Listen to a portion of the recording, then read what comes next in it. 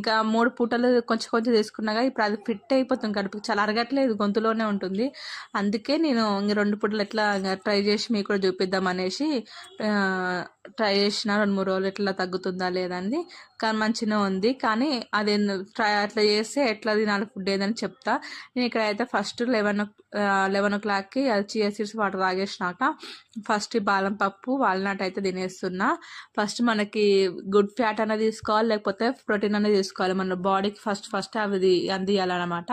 నేను తర్వాత వచ్చేసి 11:30 అలా ఉప్మా తిన్నా. ఇంకా అదేం కర్రీ, దొండకాయ గోకరకాయ, ఇంకా ఇవి ఉంటాయి కదా మొలకలు, ఇవన్నీ స్టీమ్ చేసుకున్నాను అనమాట. అది కీర దోసకాయ ఇంకా క్యారెట్ ఇది తీసుకున్నా.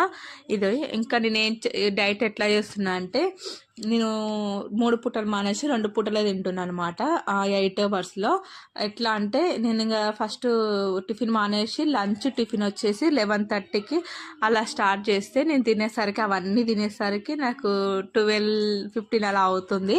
అది లంచ్ టిఫిన్ అయిపోతుంది. నేను అందులో ప్రోటీన్ ఎక్కువ తీసుకుంటున్నాను. ఇప్పుడు 2 పూటలు తింటాను కాబట్టి ఇంతకుముందు కంటే ఇప్పుడు ప్రోటీన్ ఎక్కువ తీసుకుంటున్నా. ఎందుకంటే మనము బ్రేక్ఫాస్ట్ స్కిప్ చేస్తున్నాం కాబట్టి ప్రోటీన్ అనేది ఎక్కువ తీసుకోవాలి. ఇంకా అది మనం ఒకవేళ స్కిప్ చేయకపోతే